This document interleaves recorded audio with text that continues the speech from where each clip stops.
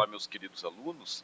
Estou gravando para vocês, então, como nós havíamos combinado, a segunda parte da nossa apresentação sobre iniciação à sociologia, certo? Já tivemos a primeira parte, na qual nós discutimos um pouco a questão do surgimento da sociologia e principalmente a ideia de senso comum, de conceito, e abordamos um pouquinho da música Sereníssima, né, da banda Legião Urbana, da qual então, a partir de uma arte, a partir de uma interpretação artística sobre a realidade, nós conseguimos compartilhar de elementos do qual a sociologia trabalha, certo?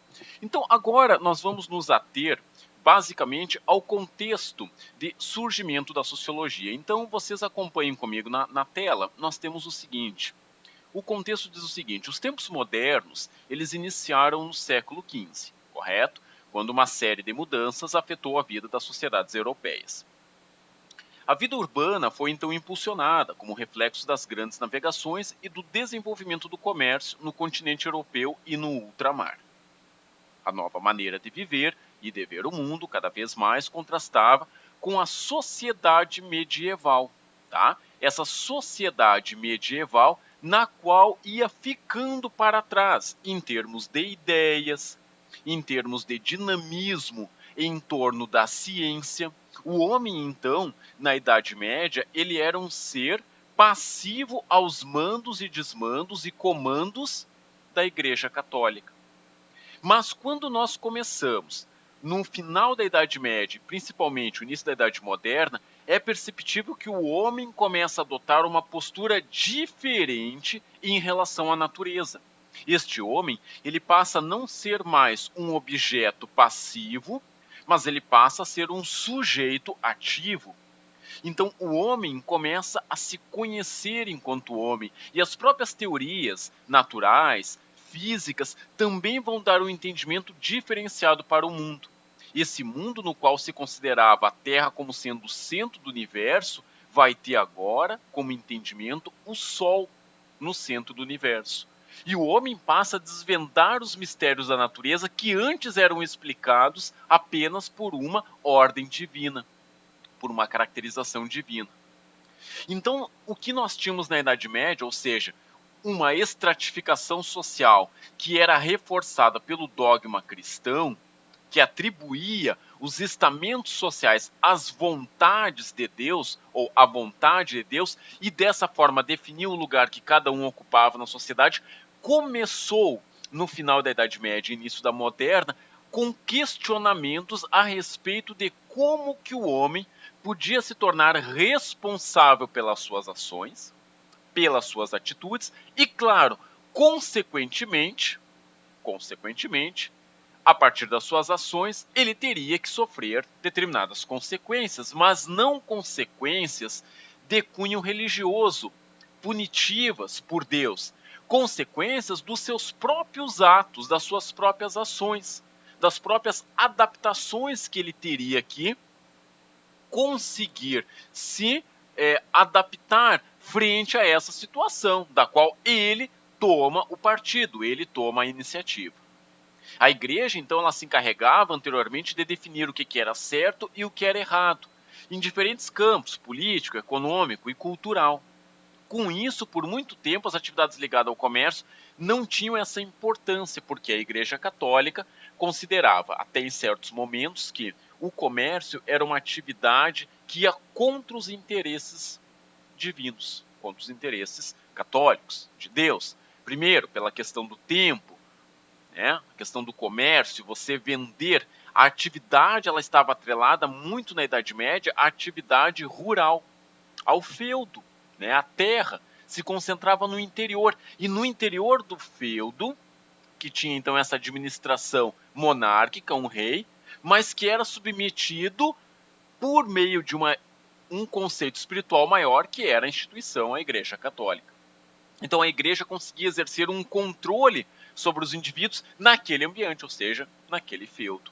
Na medida que o feudo ele começa a não suprir as necessidades básicas e o comércio vem adentrar como uma possibilidade de melhorar a condição de vida, claro que vai surgir uma nova atividade. atividade de troca, posteriormente atividade de comércio. Então nós destacamos que o século XVIII se destaca no processo de mudanças que caracterizou os chamados tempos modernos, porque importantes revoluções tiveram nele o seu berço. 1. Revolução Industrial, muito importante, tá? Na Idade Moderna. 2. Revolução Francesa. A primeira, a Revolução Industrial, ela trouxe para as cidades novos contingentes originários das vilas rurais que vinham para a cidade procurar emprego, vinham procurar trabalho, no qual o campo já não dava mais conta de suprir as necessidades. E é claro que a cidade, então, vai sofrer um profundo impacto social e ela não vai estar preparada pela infraestrutura, ela não vai ter uma organização, porque ainda a cidade é algo novo, ela começa a surgir, mas ela surge com uma grande impulsionalização. Ela é altamente impulsionada. A cidade, ela foi esse espaço privilegiado dessas transformações sociais. E é aí que a sociologia vai encontrar o seu espaço de realização. Como que as pessoas convivem na cidade?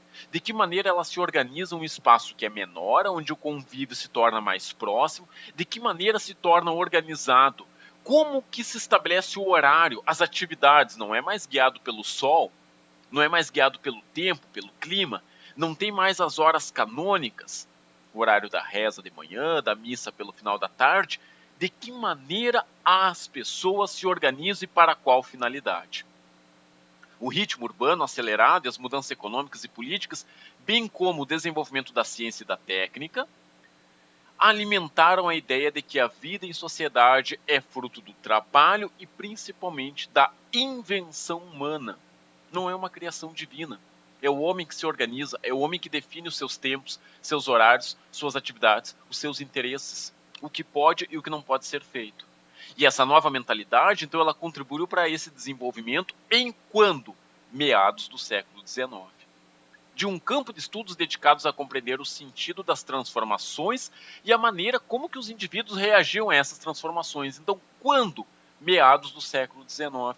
Perceba, nós iniciamos falando que o final é da Idade Média, passagem da Idade Moderna, e somente lá no final do século XIX, posteriormente, Revolução Industrial, né?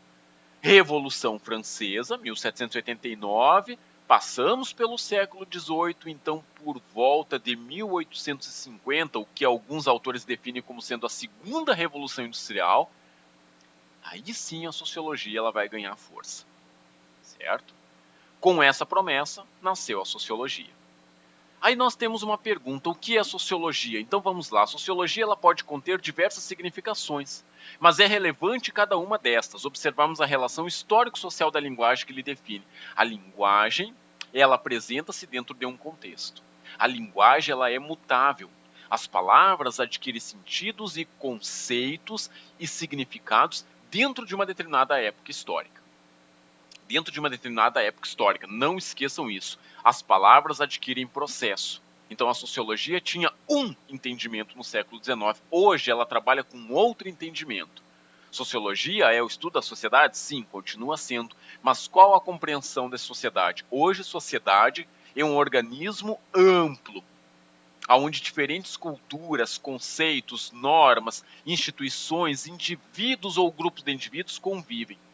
Mas no século XIX, sociedade era uma organização político-administrativa regida por quem? Por um rei, por um monarca, ou oriundo de um estado absolutista, ou apenas por um presidente, um tirano, enfim, um dirigente do qual tinha conhecimento para gerir a sociedade. Não se pensava na sociedade ela formada por indivíduos e os indivíduos dentro das suas individualidades, como hoje nós entendemos. Então as palavras adquirem significado dentro do contexto social histórico na qual elas pertencem. Outra informação importante em apresentação de sociologia é que tipo de conhecimento que a sociologia se propõe. Tá? Que nem sempre esse conhecimento a ela está disponível. Isso é importante nós observarmos. O que significa isso? Significa o seguinte, Anthony Giddens, que é um sociólogo contemporâneo, ele vai fazer um rebate, uma crítica, né? Um rebate às críticas que são feitas pela sociologia. Muitas pessoas, quando comentam, dizem assim, a sociologia trata do que todo mundo já sabe. Porém, expressando-se uma linguagem que ninguém entende. Então, se ela trata do que todo mundo já sabe, fica a pergunta, mas por que nós temos que estudar sociologia se ela já trata daquilo que nós sabemos. Mas quando começamos a avaliar o aspecto sociológico, percebemos que sim, ela trata do nosso cotidiano, da nossa vida, da nossa rotina diária. Mas daí nós começamos a perceber que a nossa rotina, ela é tão frequentemente reproduzida que muitas vezes nós esquecemos de perguntar, mas por que nós damos continuidade a esse modelo de vida, a esse costume, a este hábito? Por que não sofremos modificação ou por que as mudanças ocorrem num processo tão lento? É esse entendimento que a sociologia vem buscar. Então ela traz sim coisas do nosso cotidiano que nós já conhecemos, porém que nós não nos questionamos, que nós não abordamos ou que não nos importamos num primeiro momento. E aí ela vai se expressar em uma linguagem que ninguém entende? Não, pelo contrário, é uma linguagem que não estamos acostumados. Porque ela vai colocar em termos de conceitos, vai colocar de expressões, palavras específicas, com determinados significados, formulações teóricas e bem aí, para você ter o conhecimento, há a necessidade de haver o estudo, certo? Então isso, claro, é essencial. Essa alegação, como diz o nosso slide, apresenta um caráter de desconsideração de sua importância enquanto campo do saber, uma vez que o uso da linguagem técnica depende de compreensão e, principalmente, não de aceitação.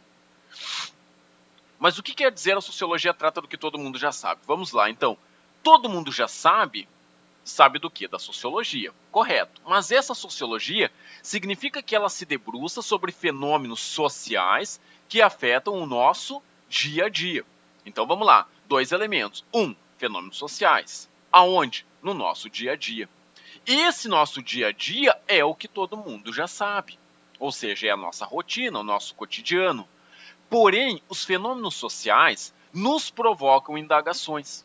Vamos a alguns exemplos. Por que a vida em sociedade é como é? Por que uns têm tanto e outros têm pouco? Por que as pessoas se unem ou se tornam rivais? Por que os governos se organizam de uma forma ou não de outra? O que é proibido e o que nos é imposto como obrigação? Por que obedecemos ou contestamos? Então são diferentes perguntas que fazem com que o nosso cotidiano seja colocado em questionamento, e aí sim nós vamos perceber, bem, ela trata do que todos nós sabemos, ou melhor, do que todos nós vivemos, mas nós não aprofundamos as nossas relações sociais para tomar significância ou adquirir significado de como nós vivemos.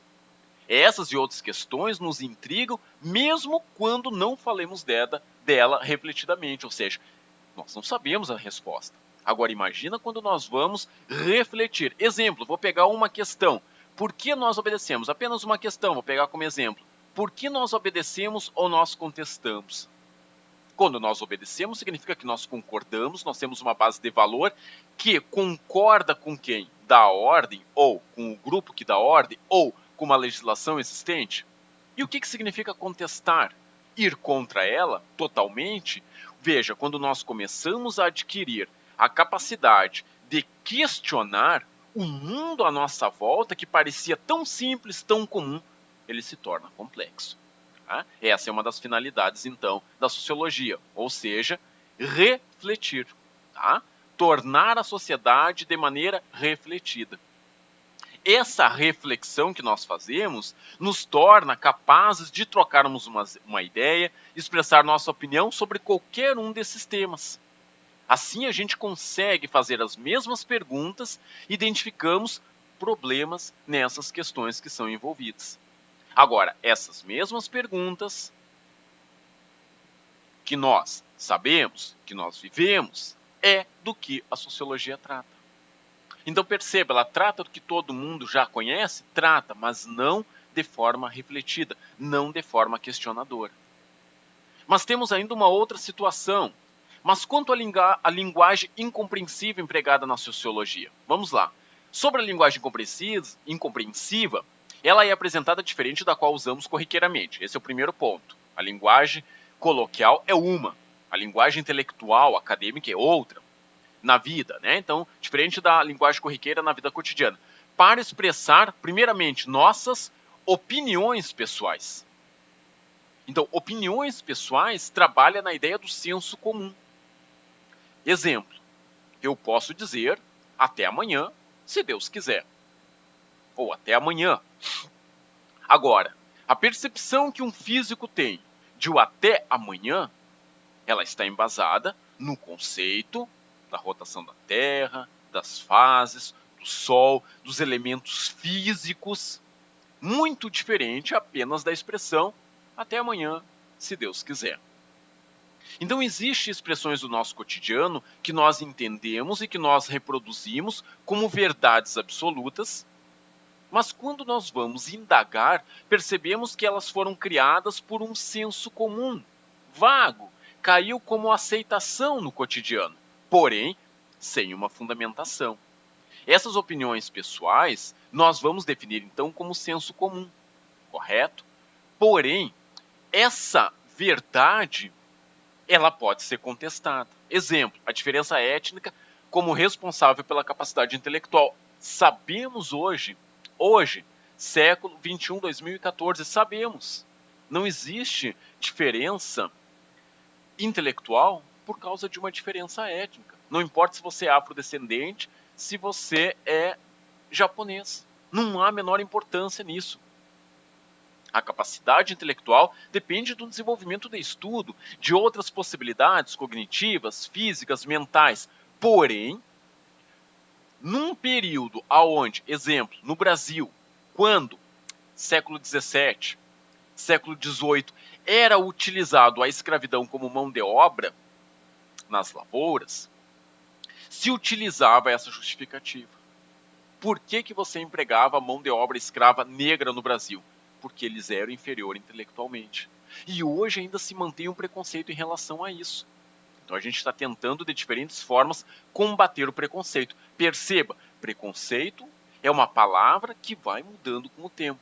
Hoje o preconceito ele tem um sentido muito mais amplo do que tinha no século XVII ou no século XVIII no Brasil. Seja ele colônia, Brasil, império. Então perceba que há uma diferenciação. Tá? Essa diferenciação é importante destacar. Essa linguagem corriqueira, ela é distinta, portanto, do senso comum do conceito. O que é um conceito? O conceito são noções formuladas de modo deliberado, ou seja, que tenham um propósito, que tenha sido discutido após uma reflexão e que tenha um conhecimento preciso, que se baseie em métodos de pesquisa, que tenha uma metodologia, que tenha um campo de investigação definido. Portanto, a sociologia reflete sobre as nossas certezas, aquilo que nós acreditamos piamente ser correto, e põe sobre observação as nossas opiniões mais arraigadas. Então esse é um dos objetivos da sociologia, é uma das intenções dela. Você acredita piamente, verdadeiramente nesse fato? Sim, eu acredito. Pois veja, pode acreditar de uma outra maneira. Eu posso contestar a sua ideia. Socialmente eu posso provar isso. Depende de certas influências, de motivações, de moralidade, de princípios, de normas, de crenças. É possível modificá-las. Então essas opiniões que são mais arraigadas, vai formular o quê? Um campo do conhecimento no qual modifica a nossa percepção sobre o que vivemos em nossa rotina e assim contribui para alterar a maneira de vermos a nossa própria vida e, consequentemente, o mundo que nos cerca. Agora, a nossa rotina, vamos lá, é advinda do senso comum ou do conceito? No nosso cotidiano, as nossas práticas diárias, pensamos, refletimos todo momento que vamos tomar uma ação? Com certeza não. Com certeza não tomamos toda essa iniciativa. Então ela é advinda do quê? Do senso comum. Porém, podemos começar a nos expressar em formas de conceitos. Podemos entender, por exemplo, que a situação da violência no Brasil não é apenas uma situação histórica por causa da economia. Podemos perceber que, como no Brasil existe um arcabouço tremendo de legislação, normas, leis, muitas e muitas leis, enfadonhas leis, mas, porém, a prática, a executabilidade dessas leis não se torna efetiva, também percebemos que a conivência por parte dos órgãos e setores administrativos sinaliza para muitos que o crime vale a pena, que o crime compensa. Então veja, a questão da violência não está atrelada apenas a uma questão de pobreza, não é uma questão apenas de bolsões de miséria, ela está atrelada também ao conhecimento que se tem da legislação. A maior parte da população brasileira desconhece os seus direitos, nem mesmo os seus deveres. É lógico que isso vai causar uma outra percepção a respeito da nossa vida. Vamos perceber exemplo a educação. A educação no Brasil, nem todos têm acesso ao ensino superior. Por que isso? Em qual elemento nós podemos trabalhar? Bem, vocês estão num curso superior. A partir de vocês estarem num curso superior, vocês vão ser formadores. Quando concluir o curso, terão se formado professores e, consequentemente, serão formadores. Mas aonde vão atuar? Em escolas públicas, privadas? Somente a graduação é necessário? Não. Terá que continuar uma especialização, mestrado, doutorado, um PhD. Cada vez mais o estudo intelectualizado no Brasil se torna fragmentário e automaticamente ele se torna amplo. E para você assumir uma determinada possibilidade, são muitos anos de estudo. Agora perceba, é possível manter uma população enorme como a do Brasil tendo acesso nas mesmas condições?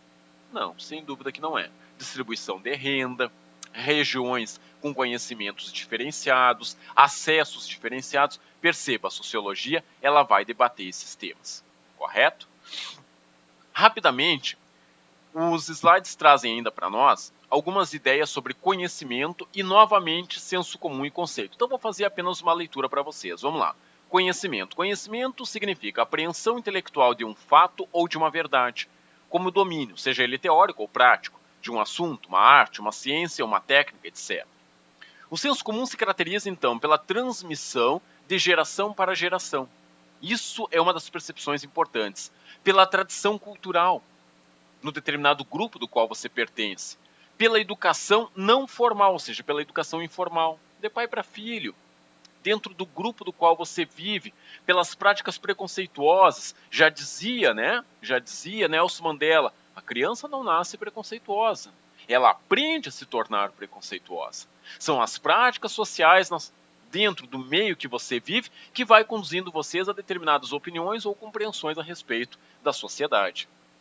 O senso comum ele se baseia na imitação e principalmente nas experiências pessoais que alguém relata para você de determinada maneira e que você continua dando continuidade àquele pensamento. É empírico e é desprovido de explicações. O senso comum ele se baseia nas experiências do nosso dia a dia, ou seja, nas causas que ocorrem. E as informações relacionadas diretamente com as ações humanas são concretas, não tem nenhum estudo, não há nenhuma investigação. Senso comum, características gerais. Vamos lá. Quanto à subjetividade, o sujeito que vê ou se informa sobre determinados acontecimentos se baseia em suas próprias impressões e escala de valores para definir e lidar com tais fatos vistos por ele mesmo ou que lhe foram dados a saber.